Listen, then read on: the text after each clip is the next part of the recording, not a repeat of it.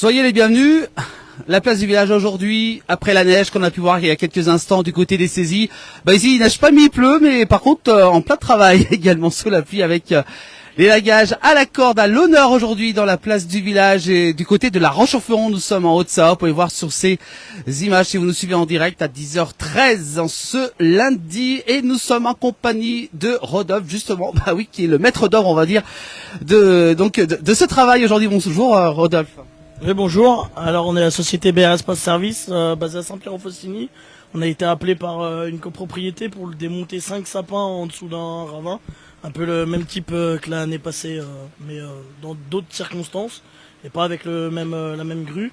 Et on enlève ces sapins principalement par risque de prudence pour la toiture d'immeuble qui est pas de première jeunesse. C'est un immeuble qui est de 1990 environ.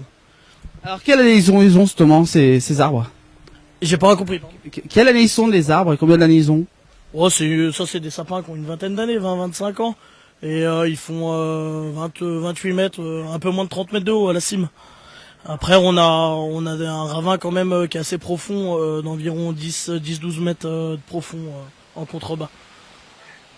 Il y en a 5-6 environ? On en a enlevé 5 là, aujourd'hui ça va être 5 arbres. On broie toutes les branches et puis le bois demain on le fait évacuer en tracteur forestier. Là c'est le troisième que vous êtes en train de couper, on peut voir avec cette grue. Et justement celui qui est le plus courageux c'est celui qui est à la corde qui est là-bas.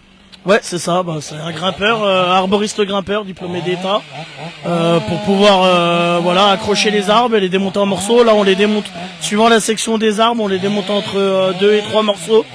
Et la grue, c'est la famille Trombert, basée à la rivière Anvers. Et là, on a une grue de 63 tonnes, mètres. C'est un camion bras de grue, exactement.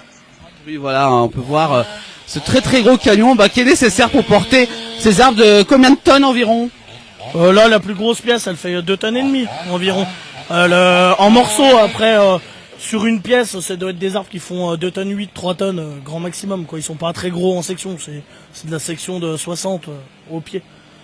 Voilà, c'est ce sapin qui est en train de se coucher, avec cette grue qui est nécessaire, bien entendu, pour réaliser ce travail. Même par tous les temps, Rodolphe, c'est ça, Oh ouais, nous, il y a la pluie, il y a la neige. Là, lors de la tempête Benjamin, on a fait 195 interventions sur 3 jours à 5, surtout pour dégager les routes et les lignes EDF, que ce soit de la basse tension ou de la haute tension.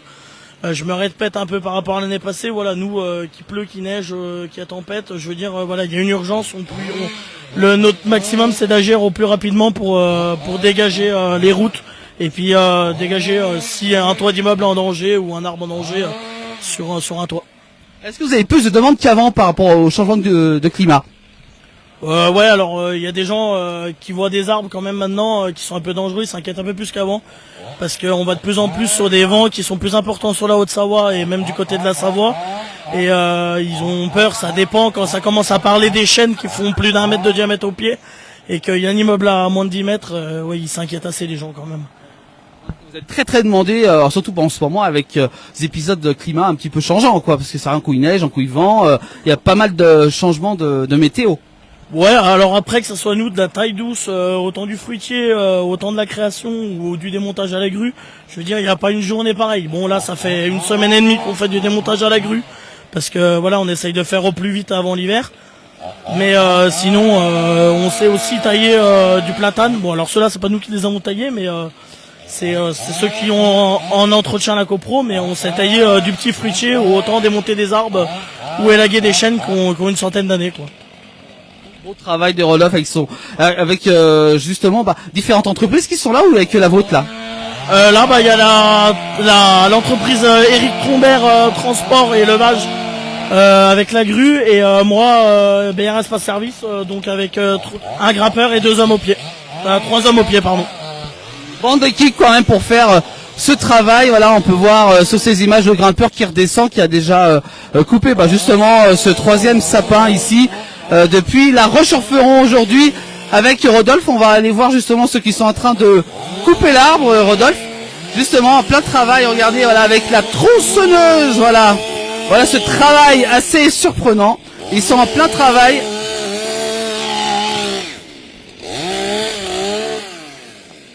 Voilà, ils sont en plein travail justement. Et oui, ça rigole pas.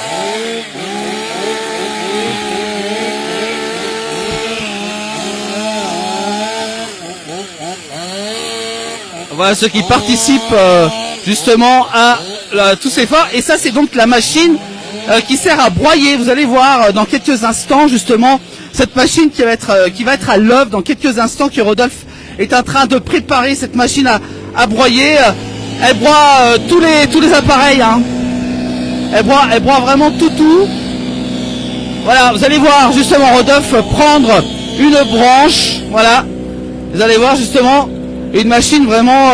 Heureusement qu'ils l'ont, hein, parce que regardez, ils sont en plein travail. Voilà, voilà la machine et voilà, c'est en train de rejeter à l'extérieur ce bois. Voilà Rodolphe qui bien entendu, hein, ils sont une petite équipe hein, de 5-6 personnes pour réaliser ce travail. Là on voit également le tronc de l'arbre en train d'être soulevé par cette grue, hein, une grue de Palfinger, hein, pour ceux qui s'y connaissent un petit peu. Voilà, avec ce tronc d'arbre qui passe juste au-dessus de nous. Hein. Alors il pleut beaucoup aujourd'hui sur la Roche-sur-Feron, on l'a pu voir également en montagne avec la neige, avec Philippe de Paris hein, qui était du côté des saisies. Ici aujourd'hui, nous on a de grosses pluies, ça ne s'arrête pas depuis ce matin, mais même nous, vous voyez, on travaille même sous la pluie, on est comme eux, hein, et oui, également aussi les élagueurs qui se travaillent par tous les temps, comme il nous disait Rodolphe il y a quelques instants. Voilà, ces sapins hein, justement qu'on une vingtaine d'années, hein, nous disait Rodolphe. Voilà, même le grutier, hein, et oui, même le grutier se mobilise également pour cet arrachage. Ah bah justement, on en a un ici, voilà. Bonjour. Alors combien de temps vous êtes élagueur? Alors moi je suis pas élagueur, je vais bientôt faire mon diplôme en CS Arbos grimpeur, ce qu'on appelle, donc pour faire de l'élagage. Mais moi ça fait 2 ans et demi que j'ai créé ma propre entreprise, donc je suis en micro-entreprise et je fais de la sous-traitance par exemple avec Rodolphe ou d'autres entreprises. Ah, donc également voilà un voilà. Alors vous vous aidez entre vous en fait. Pardon? Vous vous aidez entre vous. C'est ça. En fait moi j'ai 22 ans, ça fait 2 ans du coup, presque 2 ans et demi maintenant que j'ai créé mon entreprise. Et en fait je suis atteint d'un TDAH, ce qu'on appelle trouble difficile de l'attention. Et en fait j'aimerais prouver à mes clients comme au reste de la France et au reste du monde que même des personnes avec des handicaps peuvent travailler, peuvent faire des métiers dangereux tels que le bûcheronnage, l'élagage ou le paysagiste en règle générale. Donc moi je fais pas mal aussi d'interventions dans les lycées, que ce soit vers Thonon-les-Bains ou Évian, parce que c'est là où j'habite. Du coup j'essaye d'expliquer aux profs comme aux élèves de dire c'est pas parce que vous êtes mauvais quelque part que vous serez pas bon ailleurs. Moi j'étais mauvais en cours mais je suis bon dans le manuel en règle générale. Et du coup moi ça fait maintenant 2 ans et demi que j'ai mon entreprise, que j'arrive à avoir du travail, que je suis tout seul et que les gens ils sont contents de me voir parce que ça leur prouve que même une personne avec des handicaps peuvent travailler. Donc moi je suis assez fier de ça par rapport à moi, de dire je peux prouver aux gens que même des personnes qui ont des handicaps ou pas peuvent travailler dans des métiers dangereux. Belle démonstration de force, on peut dire. Bravo à vous. Hein. Voilà, vous voyez comme quoi, hein, même si on est atteint d'un handicap, on peut justement travailler comme tout le monde. Hein. C'est ça. Faire montrer à tout le monde. Et il a même créé sa micro-entreprise pour pouvoir effectuer tout ça avec également d'autres entreprises, comme avec Rodolphe, hein, qui également a son entreprise. Voilà, on voit Rodolphe en plein travail. Faut quand même signaler que ce métier est assez physique quand même. Oui, c'est un métier qui est quand même assez physique. Mais par exemple, comme vous pouvez le voir, Rodolphe est un peu enveloppé, mais c'est quand même plus du muscle que du gras. Donc même si on a un peu de gras, on peut le faire. C'est juste une volonté qu'il faut avoir. Parce que travailler sous la pluie, travailler dans la neige ou la grêle, ou même à des moments en tempête, il y a très peu de personnes mentalement qui sont capables de le faire. Mais moi, j'ai déjà eu pas mal de stagiaires avec moi, ou même je suis venu faire des interventions dans des écoles, comme je disais, pour montrer le bûcheronnage ou l'élagage. Sur des arbres que certains lycées avaient, et j'ai pris des personnes avec moi qui n'ont jamais monté dans un arbre, qui avaient le vertige et tout, et depuis ils n'ont plus le vertige parce que j'y suis allé doucement, j'y suis allé à leur rythme, et je me suis surtout moi adapté à eux. c'est pas à l'inverse, c'est pas aux élèves de s'adapter à l'école ou aux patrons, c'est aux patrons et aux écoles de s'adapter aux élèves. Parce que chaque élève est différent, chaque élève a une manière d'apprendre. Moi, je sais que tous mes cours, je me faisais un audio, donc je récitais mon cours et après je me le mettais dans les écouteurs et j'ai toujours appris comme ça, audio ou visuel. Moi, c'est ce que j'appelle une mémoire audio ou visuelle. Après, il y en a, ils ont besoin d'écrire et d'écrire. Moi, c'était comme ça que j'apprenais. Tous mes contrôles, à la place de les écrire, je les faisais à l'oral et j'avais des meilleures notes à l'oral qu'à l'écrit.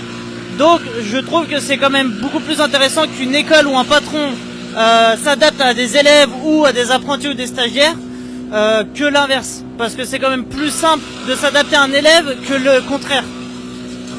Enfin, moi je trouve en tout cas par rapport à ma vision des choses, mais voilà.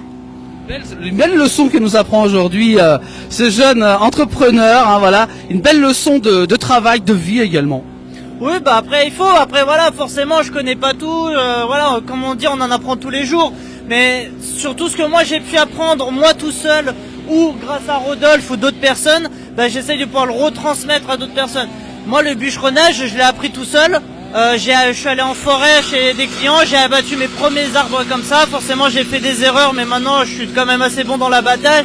L'élagage, j'ai pas le diplôme, mais j'ai déjà fait pas mal de petits élagages fruitiers ou des petits élagages, que ce soit avec Rodolphe ou d'autres. Et du coup j'apprends par moi-même et après j'essaye forcément de voir par exemple avec Benoît qui est l'élagueur qui est dans l'arbre là-bas. C'est plus courageux là. Hein. C'est ça. Et en fait, lui, il va pouvoir me donner des techniques de vrais élagueurs que moi j'ai pas forcément vu que j'ai pas encore le diplôme. Mais après, je fais au fur et à mesure et puis j'essaye surtout de vraiment me mettre avec les bonnes personnes et de m'entourer surtout des bonnes personnes qui sont capables de m'apprendre de bonnes choses et de vraies choses. Parce qu'il y a du vrai élagage et du faux élagage. Il y a des paysagistes qui ont plus de 30 ans de métier ou des élagueurs qui ont plus de 30 ans de métier où à leur époque, l'élagage n'était pas du tout pareil que maintenant. Il y avait moins de normes de sécurité, il y avait moins d'équipements, on va dire technologiques maintenant. Donc eux, c'est juste ils montaient avec une paire de griffes et une corde et puis c'était tout. Maintenant, on a on a du matériel comme pour l'élagage ou l'aspect oléo. Et du coup on s'en sert aussi pour l'élagage. Et c'est des trucs qu'avant on n'avait pas, que maintenant on a. Et il faut que justement ces patrons-là ou profs qui ont ces techniques-là puissent s'adapter aussi aux élèves et leur dire bah écoutez, les élèves ils ont d'autres choses à vous apprendre aussi, même si vous avez du métier. Mais entre un travail il y a 30 ans et un travail il y a maintenant, il y a une grosse différence. Enfin moi c'est ce que je trouve en tout cas. Au niveau de l'équipement surtout, hein, par rapport à nos anciens où c'était complètement autre chose. Hein. Ah bah oui, déjà c'est ça, mais c'est surtout que, comment dire, moi j'ai pu apprendre des choses à mon grand-père qui a 75 ans sur l'électricité alors qu'il a été électricien chez EDF. Donc vous voyez, c'est lui, il m'a appris énormément de choses sur l'électricité, mais moi je lui ai appris des choses, par exemple sur l'électricité en Suisse, où du coup il y a 5 phases et non 3 comme chez nous en France. Et lui il connaissait pas ça parce qu'il a jamais fait de travaux en Suisse. Et du coup je lui ai appris ça et en fait il était content d'apprendre de nouvelles choses sur son métier. Et en fait c'est des choses qu'il connaissait pas il y a 30-40 ans en arrière quand il était encore chez EDF. Donc moi je trouve que c'est quand même assez cool de pouvoir dire on échange nos connaissances. Parce qu'en fait on est un peu sur terre aussi pour échanger nos connaissances. Par exemple si vous voulez m'apprendre quelque chose, je suis ravi d'écouter. Mais moi je peux aussi vous apprendre quelque chose. Donc voilà c'est ça. Voilà une belle leçon, merci beaucoup hein, pour toutes ces explications sur ce métier d'élagueur. Ouais, bah oui, ils s'entraident entre eux, bah oui, hein, voilà, il faut, hein, voilà, dans c'est très très important. Là, on peut voir le cordiste, on appelle, c'est ça, hein. C'est ça, un cordiste ou un élagueur, on peut dire aussi. Ouais, voilà, un cordiste élagueur qui justement est là-haut, voilà, pour donc attacher ce sapin pour ensuite le couper, le soulever, comme ici on peut voir sur ces images, voilà, donc. En ce lundi du côté de La Roche sur Foron, en Haute-Savoie aujourd'hui, voilà, avec ce gros travail qui est donné en cette début de semaine, hein, même sous la pluie par tous les temps. Hein, on peut voir sur donc sur ces images avec le grutier également hein, qui est présent juste là-bas, également qui est donc présent. Voilà les images donc. Depuis La Roche-sur-Foron avec l'élagage, donc en pleine action on peut dire, avec ces jeunes également qui sont également présents, ces jeunes élagueurs également. Voilà Jean-Luc Arcade qui nous dit quand on est né avant son grand-père ça facilite les choses. Ah bah oui. Voilà Jean-Luc Arcade également qu'on salue. Ouais. On connaît très bien Jean-Luc également, hein, qui est dans le même domaine.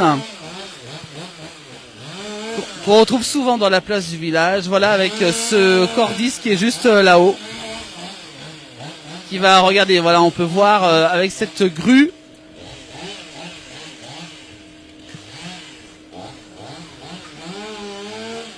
Voilà, donc il va donc attacher le sapin, voilà, dans l'élan, voilà.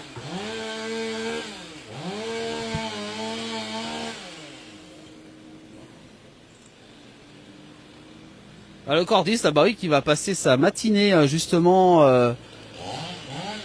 perché en haut pour pouvoir attacher les arbres. Bah oui, c'est un petit peu son métier. Puis on a le grutier hein, qui est là justement, qui est en pleine concentration ici pour guider, pour pouvoir attacher justement ce sapin.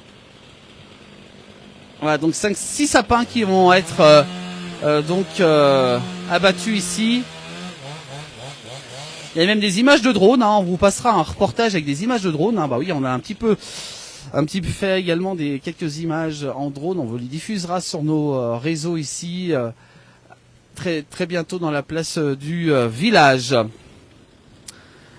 Voilà pour ce travail ici. Ils vont continuer encore une bonne partie de la matinée pour réaliser s'abattage. Là, on peut voir. Et puis voilà, tout ça va donc passer directement dans cette machine.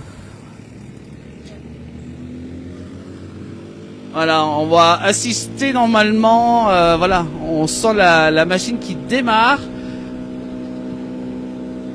Normalement, voilà, le cordier va donc couper l'arbre. Voilà, et puis là on voit les équipes.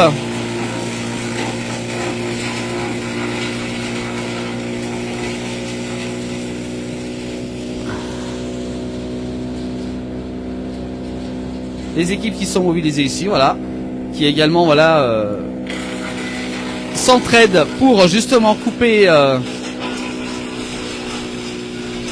et passer à la broyeuse.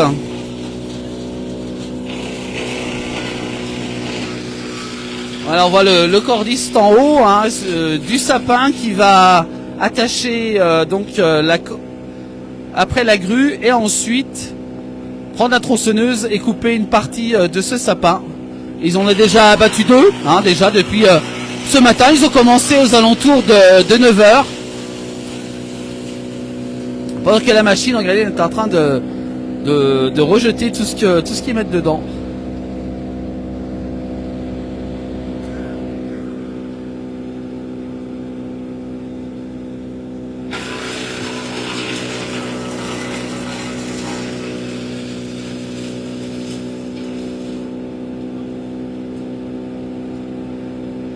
Alors ensuite, voilà, il y a le cordiste qui redescend pour pouvoir... Normalement, voilà, il attache le sapin, vous pouvez voir.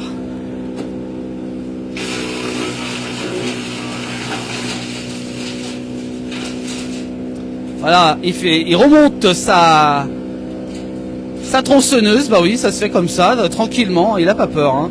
Regardez, voilà, il est en train de remonter sa tronçonneuse, on peut voir.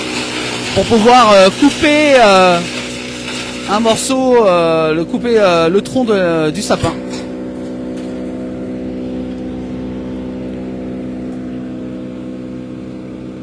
On va demander à Rodolphe s'il faut un diplôme justement. Rodolphe, est-ce qu'il faut un diplôme pour être cordiste? Est-ce qu'il faut un diplôme pour être cordiste? Ah oui, alors il y a le diplôme de cordiste et le diplôme d'arboriste grimpeur. C'est deux diplômes complètement différents. Arboriste grimpeur, c'est on apprend à grimper, on apprend à tailler. Tout ce qui est forêt, une partie de forêt. Donc c'est bien différent la partie bûcheron et la partie élagueur grimpeur, arboriste grimpeur exactement. Et cordiste, c'est tous ceux qui travaillent sur les montagnes en rappel, sur les toits d'immeubles et tout ça. C'est deux choses complètement différentes.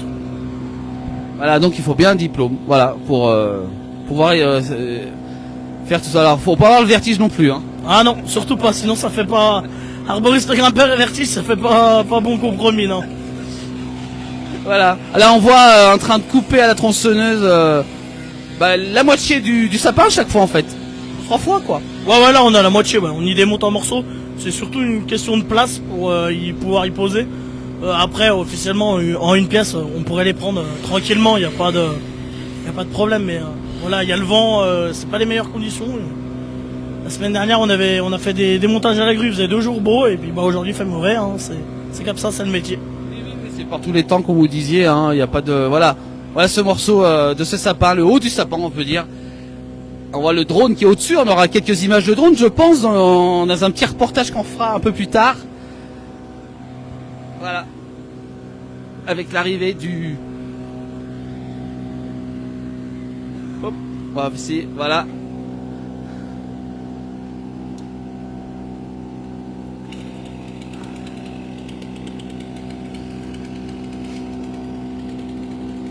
Voilà ici depuis la Roche-sur-Foron, merci d'être avec nous en ce lundi matin. Après la neige au Saisy avec Philippe de Paris, c'est un grand courageux. Hein, vous avez pu voir la neige qui est tombée en haute altitude. Et bah ici, du côté de la Roche, c'est plutôt la pluie qui et le vent également. Il y a eu pas mal de vent tout à l'heure, mais le vent donc c'est un petit peu ralenti. C'est tant mieux, c'est un peu plus calme au niveau du temps. Voilà donc ce sapin qui va être posé au sol pour ensuite être donc coupé. Voilà, oh là, voilà, vous voyez, des fois ça peut lâcher d'un coup. Voilà. Voilà pour ce travail qu'ils vont donc effectuer, puis ils vont continuer tout au long de la matinée encore. Il leur reste deux sapins, au moins 2-3 sapins encore à couper hein, ici.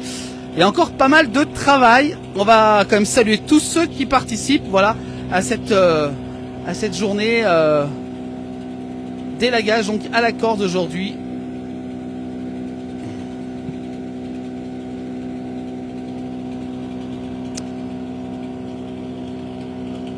Voilà.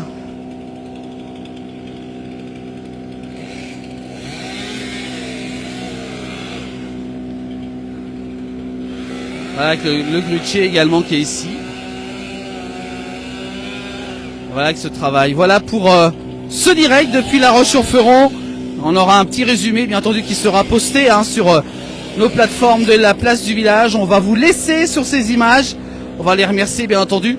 Et voilà le cordier qui est tout là-haut, qui vont donc continuer encore à couper justement ces sapins depuis La Roche-sur-Foron. Voilà, merci à vous tous de nous avoir suivis. À très bientôt, avec bien entendu toujours des reportages avec l'ensemble de l'équipe de la place du village. Merci, très bonne journée à vous tous.